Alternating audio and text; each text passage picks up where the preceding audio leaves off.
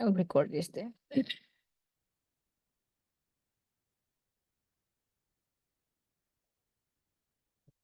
Baik, teman-teman, selamat malam semuanya. Kita mulai saja mata kuliah kita untuk sore hari ini, sorry, malam hari ini. Untuk pertemuan pertama saya menganggap semuanya hadir ya, karena pada pertemuan kali ini yang kita akan bahas itu adalah silabus. Baik, sebelum kita ke silabus, saya akan eh, hold on.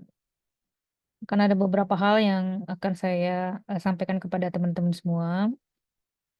Jadi di mata kuliah ini saya diminta untuk mengajar. Jadi secara base-nya itu saya di Ilpol. Nah, jadi yang akan kita pelajari pada semester ini itu tentang marketing communication and public policy. Jadi ini adalah sebenarnya dua subjek yang eh, berbeda ya.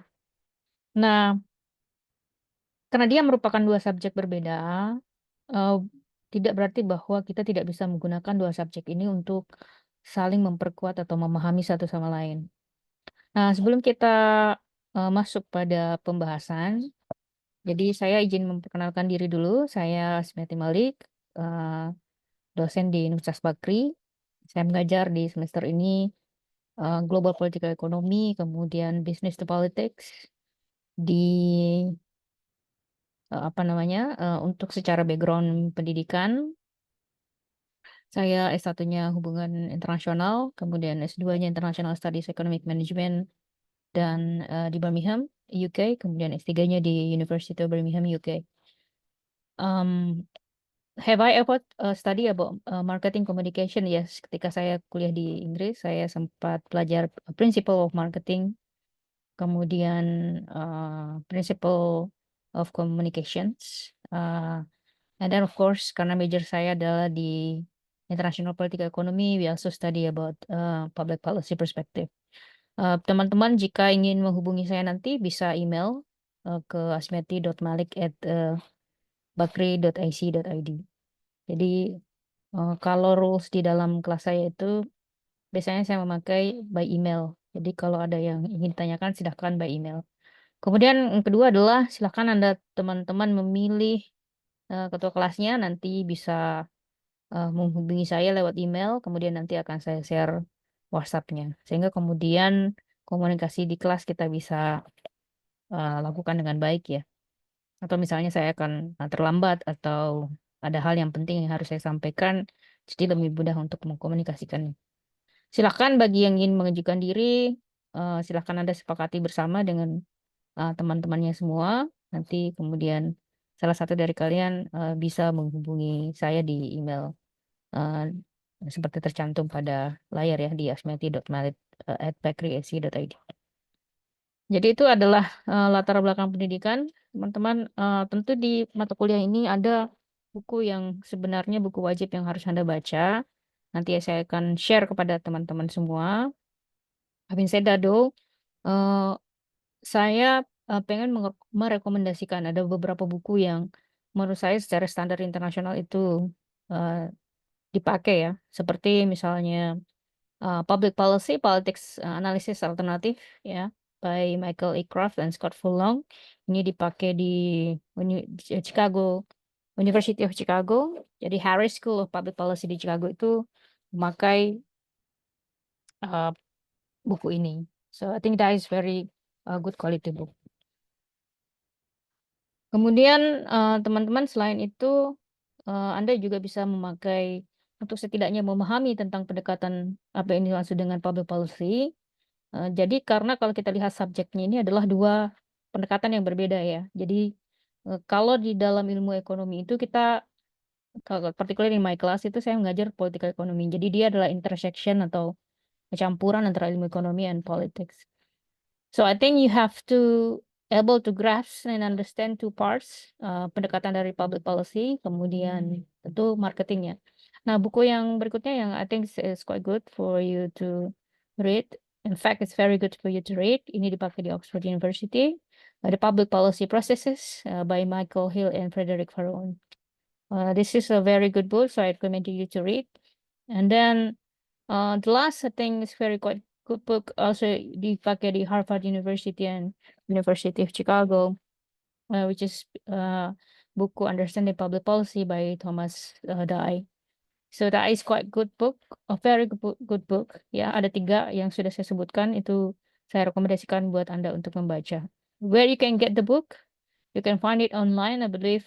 Banyak ya teman-teman ininya bukunya yang Anda bisa akses. Nah, untuk pendekatan ilmu marketing, kita memakai bukunya um, hold on.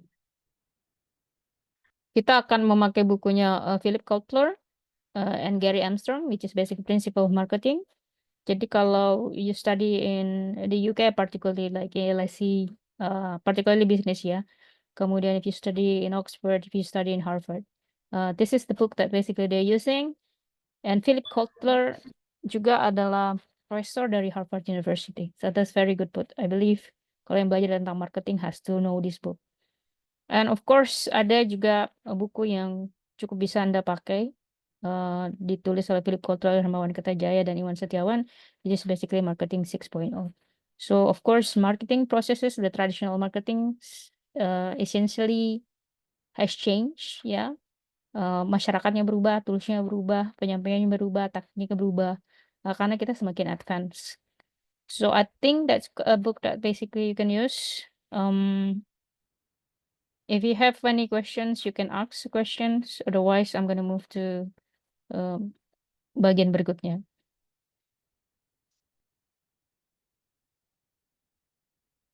Oke. Nah, saya berikutnya akan menjelaskan tentang silabus ya. Nah, karena pertemuan ini, saya dari tadi berusaha untuk akses big tapi nggak bisa. So for this another book that basically can use, buku yang Anda berikutnya bisa pakai juga adalah bukunya, let me show you, Marketing and Public Policy by Rizal E. Halim. Ini dari, kalau tidak salah dosennya dari UI ya. So you have alternative to bisa baca ininya, buku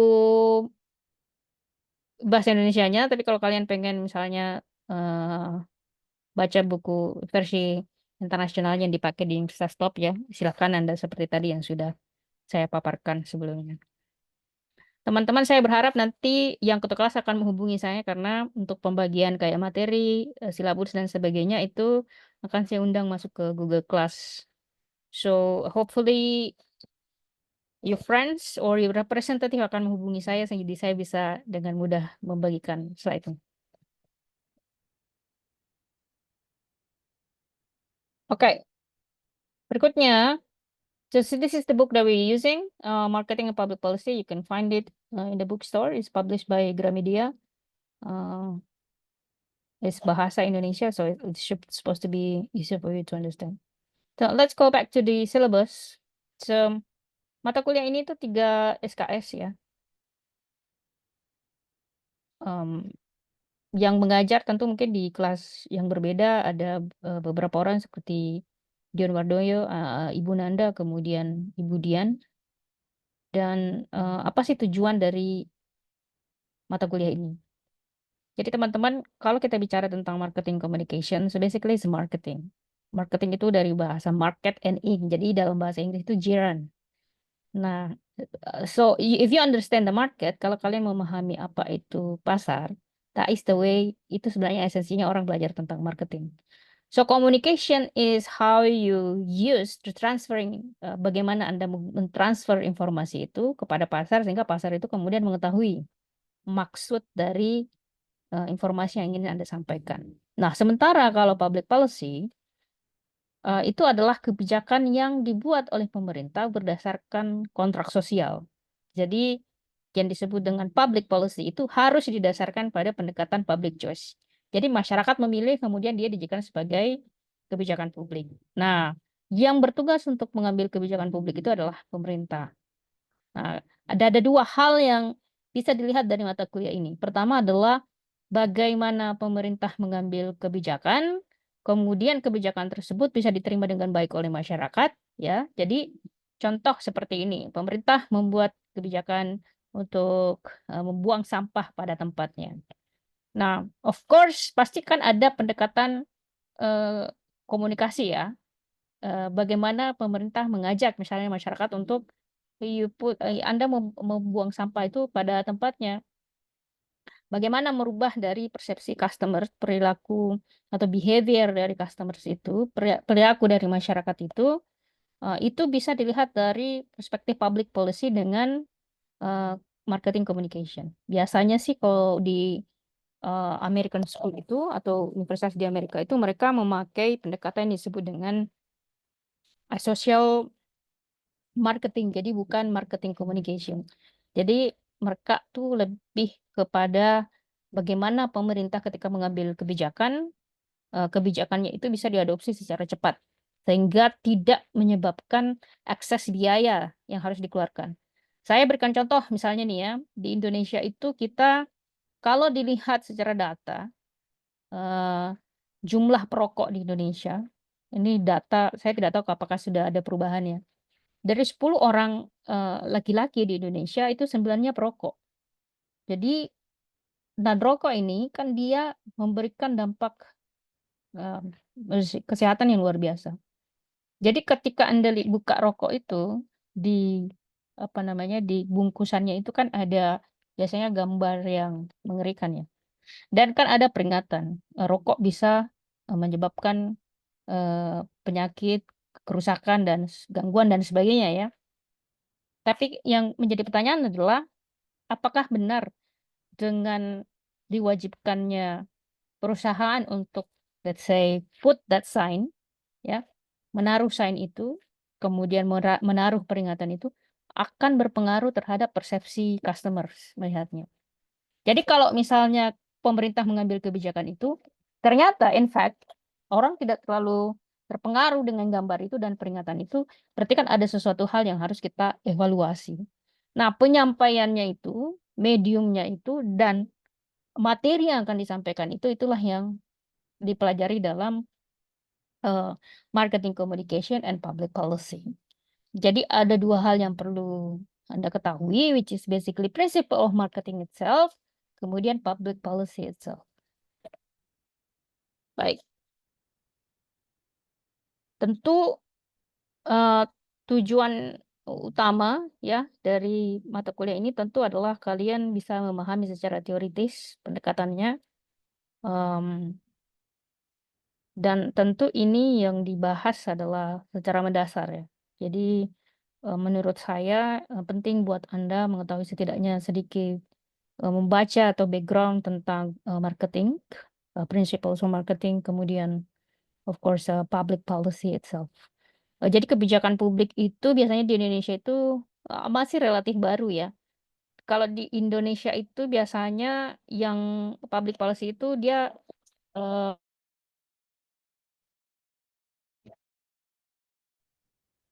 sorry, I lost my connection. Jadi kalau di Indonesia itu biasanya dinamakan dengan administrasi pembangunan ya.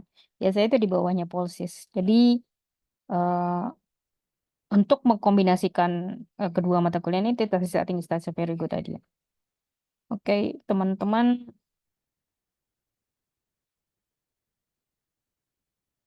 sekarang kita lihat ya. Jadi ini akan ada model penilaian, which is basically akan ada UTS ya. Akan ada midterm examination. Jadi akan ada tugas, kemudian ada final examination. Jadi bentuk ujiannya nanti itu untuk mid test dia sifatnya online, ya. Untuk nanti akan saya berikan case study, Anda selesaikan case study tersebut. Modelnya itu adalah per kelompok, jadi silahkan Anda memilih kelompoknya ya. Apakah so I'm not gonna deciding siapa anggota kelompoknya, silakan dipilih sendiri. Maksimum satu kelompok itu anggotanya 4 orang, jadi jangan lebih dari 4. Kemudian untuk tugas juga modelnya adalah group work. Jadi mata kuliah ini tuh mid test, kemudian final testnya, kemudian tugasnya itu modelnya tuh group work. Jadi eh, diharapkan kalian yang biasa bekerja sendiri itu mau bekerja secara timnya. Oke, sampai di sini ada yang ingin ditanyakan atau kurang jelas silahkan.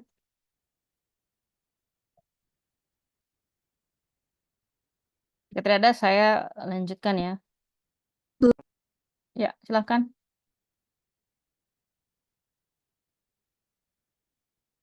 Saya tidak mendengarkan apa-apa ya. Any questions? Nggak ada, Mi, cukup jelas, boleh next. Oke, so jadi silabusnya nanti akan saya share di Google Class. Sekali lagi tolong teman-temannya nanti yang perwakilan kelasnya menghubungi saya. Nah, di pertemuan hari ini kita akan menjelaskan yang ingin saya jelaskan kepada kalian adalah silabus ya. Jadi baru kemudian nanti di pertemuan berikutnya kita akan masuk pada materi. Jadi hopefully by Anda memahami silabus ini, Anda sudah bisa mempersiapkan baca bukunya dan baca materinya. Prinsipnya sama ya di seluruh kelas. Jadi Anda boleh tidak masuk kelas 3 kali ya, maksimum 3 kali. Jadi lebih dari 3 kali itu Anda tidak bisa ikut ujian. So 3 itu Anda bisa gunakan dengan alasan apapun ya. So you have 3 times that basically Anda bisa gunakan untuk tidak masuk di kelas. Saya akan usahakan mata kuliah ini direkam ya, kemudian kita upload di YouTube sehingga mungkin bagi teman yang tidak bisa ikut bisa kemudian menonton kembali. Jadi tidak ada alasan bahwa tidak mengikuti materi yang diberikan.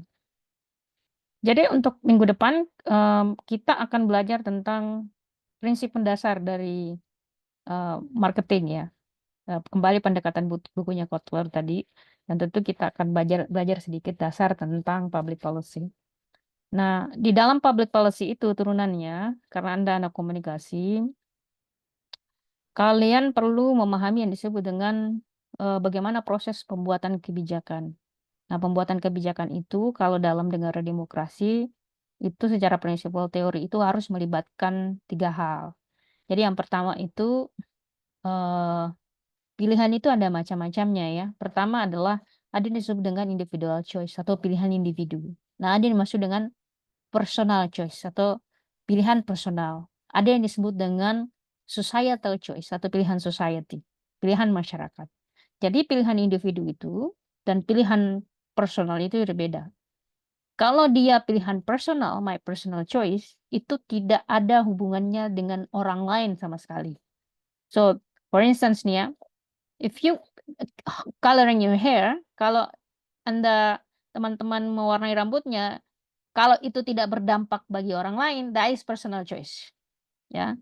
Tapi kalau misalnya Anda melakukan sesuatu, but your behavior itu mempengaruhi orang lain, maka dia disebut sebagai individual choice. Pilihan individu kita ini berdampak pada orang lain. Nah, contoh misalnya nih Anda di rumahnya gitu memutar musik yang sangat loud, that is your choice, that's individual choice, but individual choice itu kemudian berdampak pada orang lain. Nah, ada yang maksud dengan societal choice. Jadi masyarakat, sekelompok masyarakat, misalnya nih masyarakat seni atau komunitas seni misalnya sepakat memilih untuk melakukan ini, maka disebut sebagai komunitas atau societal choice. Nah, di atasnya itu kalau sudah sepakat semua, maka dia disebut sebagai public choice. Jadi public choice ini adalah dasar di mana pemerintah itu mengambil yang disebut dengan public policy atau kebijakan publik. Nah, itu penting buat teman-teman pahami. Anda sebagai mahasiswa komunikasi tentu punya gambaran karir yang seperti apa yang akan Anda lakukan ke depannya ya. Misalnya nih Anda bekerja di humas atau public relations atau Anda bekerja misalnya di pemerintah di bagian misalnya kedeputian komunikasi politik dan informasi. Tentu yang Anda harus pahami adalah kita hanya bisa melakukan communication and marketing communication, mengkomunikasikan dari kebijakan tersebut jika kita mengetahui substansi dari kebijakan tersebut. Jadi layering pertama yang harus Anda pahami adalah how this public policy, bagaimana kebijakan tersebut berproses dan dibuat oleh pemerintah sehingga ada rasionalitas dari kebijakan tersebut. What I'm trying to say rasionalitas dari kebijakan, teman-teman, adalah kalau Anda lihat di Indonesia itu, kebijakan itu kadang-kadang dibuat hari ini, nanti beberapa minggu kemudian dicabut, terus diganti lagi, direvisi lagi. Nah, itu yang disebut dengan rasionalitas dari kebijakan. Seharusnya yang paling bagus itu kebijakan adalah kebijakan yang based on scientific base. Jadi kebijakan dibuat berdasarkan pendekatan scientific. Nah, itu yang akan kita lihat pada pertemuan pertama, which is basically next week ya. Nah, berikutnya kita juga di minggu depan akan belajar tentang fenomena perluasan pemasaran, pemasaran dan pemerintah, marketing and government. Kemudian ancaman marginal, tantangan dan jendela baru pemasaran, kemudian disiplin pemasaran dalam perumusan kebijakan publik. Sebenarnya ini mata kuliah yang sangat menarik ya, karena kita lihat contoh nih, kalau yang sering muncul di negara kita ya, contoh misalnya nih, in a very small things, bagaimana pemerintah membuat kebijakan. Itu kalau Anda lihat nih, ada lampu merah nih ya. Kalau dia merah kan harusnya berhenti itu. Kalau hijau, kalau orange dia berhati-hati, kalau hijau dia jalan kan. Tapi kan pertanyaannya adalah even there's the regulation, seperti sudah ada regulasi seperti itu, orang masih tetap melanggar ya. Berarti ada masalah kesadaran di sini. Membangun kesadaran itu adalah tugas dari masyarakat dan pemerintah. Tentu pemerintah punya pendekatan gimana ini saya bisa merubah perilaku masyarakat tersebut. Dan ini challenging di Indonesia. Sama dengan tadi saya berikan contoh seperti misalnya orang merokok. Kemudian bagaimana buang sampah pada tempatnya. There are so many things, ya. Contoh berikutnya adalah sugar, ya. Bagaimana pemerintah sekarang itu kan masalah utamanya adalah beban kesehatan itu, beban biaya kesehatan BPJS itu sangat besar sekali. Karena ini orang Indonesia itu ada 3 top 3 penyakit paling besar di Indonesia. Itu basically darah tinggi. Darah tinggi itu best friend dengan kolesterol. Nah, darah tinggi, kolesterol itu best friend dengan diabetes. Nah, ketiganya ini itu best friend dengan heart attack. Jadi 3 plus 1 ini yang menjadi masalah paling besar di Indonesia. Nah, karena kita modelnya itu cross subsidy, artinya orang mampu itu mensubsidi orang yang nggak mampu. Ini yang masalah paling besar nih. Karena pertama adalah pola makanan yang tidak sehat. Seperti misalnya nih ya, you makan nasi plus Indomie, that's basically double carbs. Or you makan Indomie dengan nasi plus teh botol misalnya. So double carbs plus sugar. Nah, itu creating a lot of health issue. Nah, kalau di Singapura itu pemerintah mewajibkan setiap produk itu yang particular dia sugary drinks itu harus dikasih label.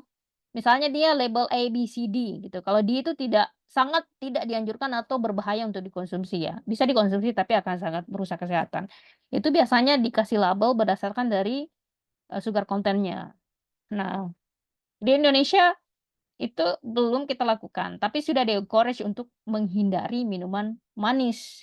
Nah, kalau misalnya someday government punya approach yang sama, let's say dengan pemerintah Singapura, tentu kita itu menjadi bahan komunikasi yang bagus ya. Bagaimana membuat pendekatan marketing communication yang bagus sehingga pendekatan ini mampu diterima oleh masyarakat banyak. Nah, berikutnya teman-teman di pertemuan ketiga kita akan belajar teori kontrak sosial. Nah, teori kontrak sosial ini agak panjang penjelasannya karena kalau kita bicara secara theoretical perspektif kembali pada pemikirannya Thomas Hobbes. Jadi Thomas Hobbes itu biasa dikenal dengan Hobbesian perspective. Jadi sebenarnya secara prinsipal klasikal itu ada 3 yang sangat terkenal, itu Thomas Hobbes, John Locke, kemudian Sir Robert Filmer. Itu ada 3. Nah, kita akan lihat teori kontrak sosial berdasarkan pendekatan Hobbesian perspective, kemudian John Locke and Rousseau. Nah, 3 ini, meskipun kalau Anda lebih detailnya itu bisa melihat pendekatan karena teman-teman John Locke ini itu dia mengkritik Sir Robert Filmer. Nanti akan saya coba jelaskan secara rinciannya seperti apa ya. Nah, itu teori kontrak sosial ini merupakan cikal bakal munculnya demokrasi. Jadi eh, ini akan lebih didominasi oleh pendekatan Western philosophy, particularly classical philosophy. Kemudian kita juga akan belajar principle ethics in business, kemudian konsep tanggung jawab sosial bisnis, CSR, eh, teori kontrak sosial, kemudian bagaimana kontrak sosial dalam bisnis. Nah, di pertemuan keempat kita akan belajar tentang ethical in marketing atau marketing ethics ya. Nah, jadi termasuk misalnya hubungan teori kontrak sosial dan pemasaran, dimensi teori-teori etika pemasaran, deontologi, utilitarian, etika kebijakan, dan consequentialism. Nah, utilitarian ini secara teori ya, itu kembali pada pendekatannya Jeremy Bentham. Tentu banyak ya.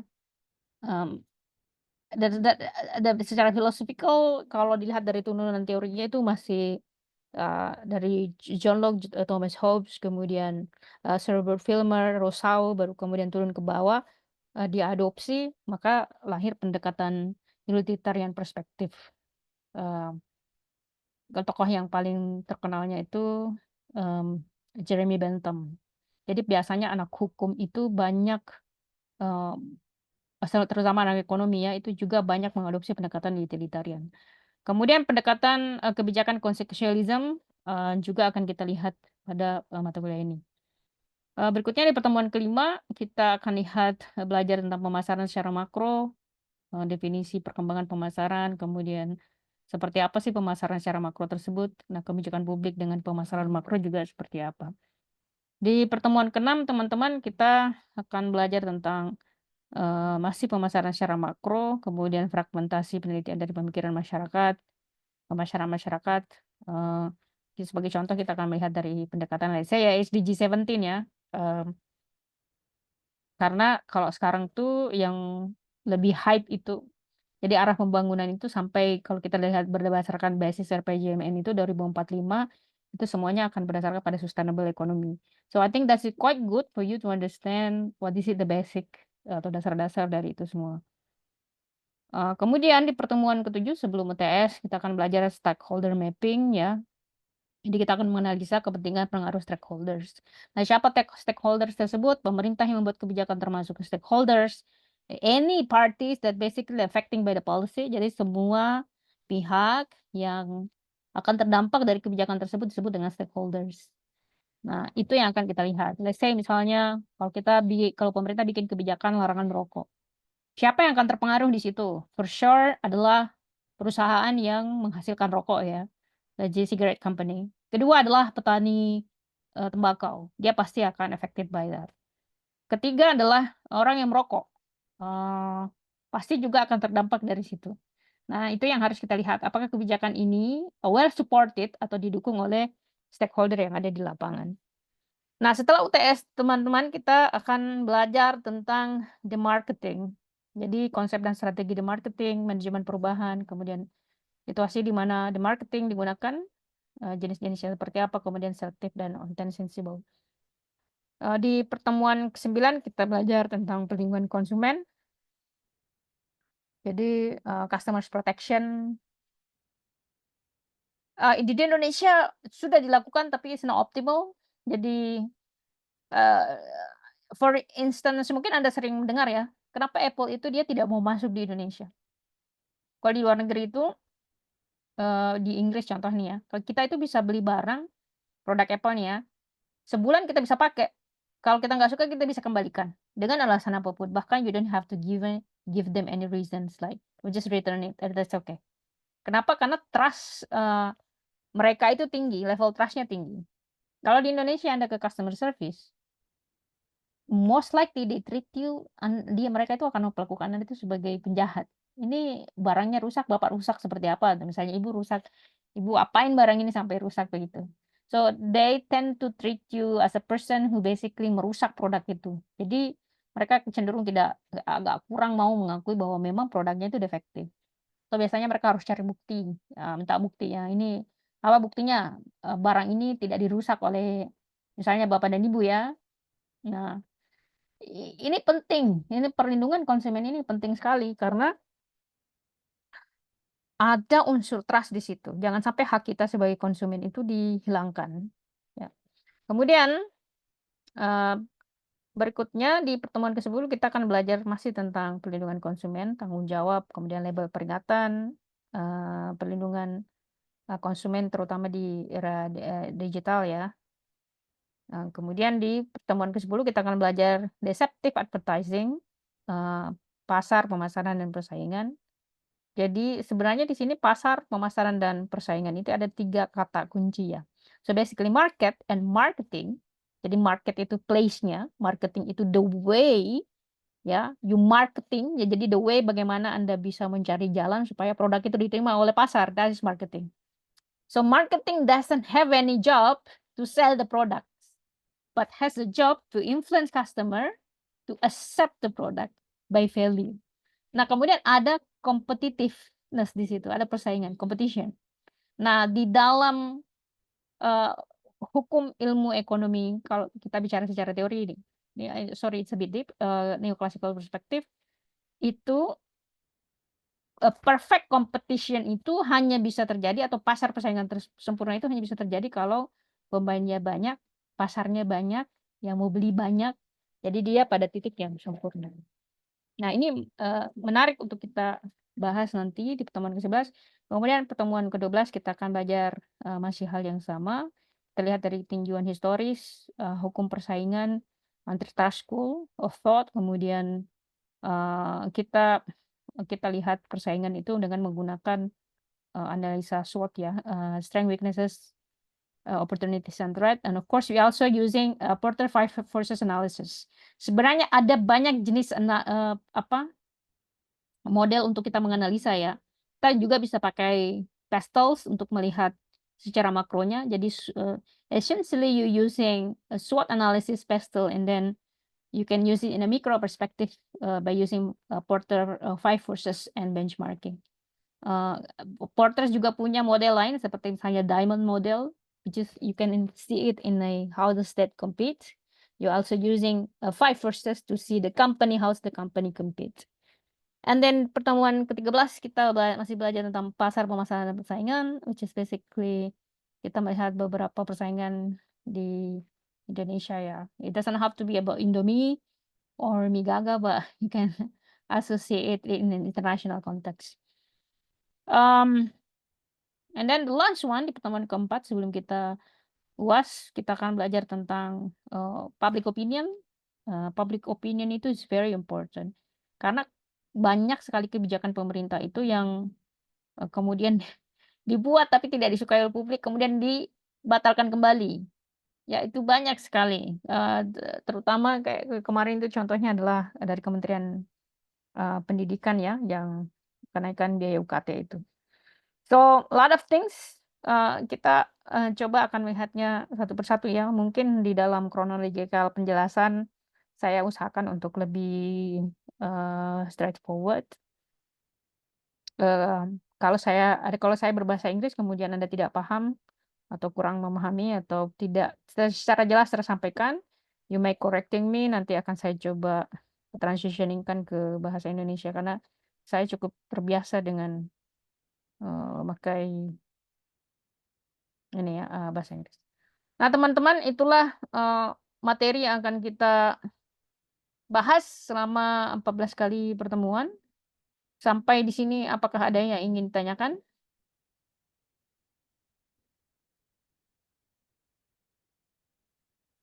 Belum ada, Ibu. Tidak ada. Apakah ada yang kurang jelas? Let me see if I can basically open this one. This internet is really bad. Sejauh ini cukup jelas, Bu. Ya. Siapa yang kira-kira yang ingin jadi ketua kelas di sini? Atau yang sudah terbiasa aja, yang sudah terbiasa atau sudah jadi ketua kelas di kelas lain, mungkin itu lebih easier ya. Do you want to pick up now or you want to pick up later?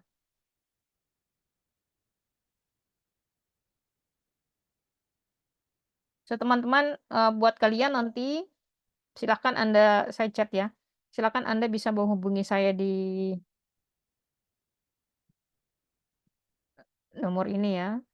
Oh, tapi nomor ini hanya Anda boleh hubungi bagi yang ketua kelas atau disepakati sebagai ketua kelas. Saya tidak bisa membuka Google Class-nya di sini karena Anda harus masuk di Google Class supaya semua materi itu Anda bisa akses. Saya boleh, Miss? Siapa namanya? Saya boleh tahu namanya siapa? Aksan, Miss. Aksan ya. Nanti tolong saya di WA ya. Nah, Baik, Miss. teman-teman, saya akan share link ini di chat.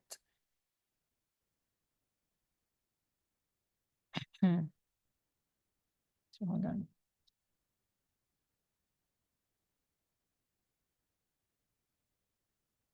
I'll send you to the chat box. Please join the class, the classroom, so you all able to access the material. Apakah sudah muncul di layar teman-teman? Sudah, Miss. Oke. Sudah semuanya tolong dimasuk di link itu ya. Kalau sudah teman-teman, tidak ada lagi pertanyaan, kita akan masuk pada materi pada pertemuan berikutnya. Jika sudah tidak ada lagi dan tidak ada lagi yang akan ditanyakan dan sudah jelas semua, maka saya akan mengakhiri kelas kita untuk pada malam hari ini sampai ketemu pada pertemuan berikutnya. Silakan Aksan. Miss, maaf sebelumnya untuk Ya. nomor WhatsApp yang bisa dihubungi di mana ya? Miss? Itu di chat tuh. Di chat tidak ada, Miss. Really? Iya, Miss. Alright. Yang lain juga nggak bisa lihat ya? This one, can you see? Udah, Miss. Sudah Oke. terlihat. Oke, ada lagi Terima teman-teman? kasih, Miss. Thank you very much. Okay. Thank you very much. Welcome. Ada lagi teman-teman? Cukup? Oke, alright. Bu, Muhammad Rafiat Al-Hakim. Bu. Silakan Raffi.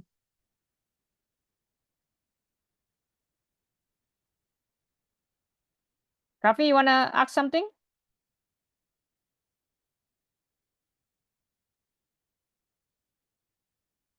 Muhammad Rafiat Al-Hakim hadir, Bu. Cuma bilang hadir. Begitu. Mau diabsen maksudnya.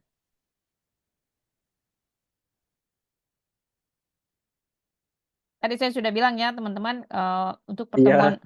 pertemuan kali ini, pertemuan pertama itu semua saya anggap hadir ya. Jadi so you don't have to worry about that. Baik teman-teman, saya cukupkan sampai di sini. Terima kasih banyak atas waktunya dan sampai ketemu pada pertemuan berikutnya. Have a very good night. Bye everyone. Bye, Bye, Miss. thank Bye, you, Miss. Miss. Thank you, Thank you, Miss. Miss. Bye. Terima kasih.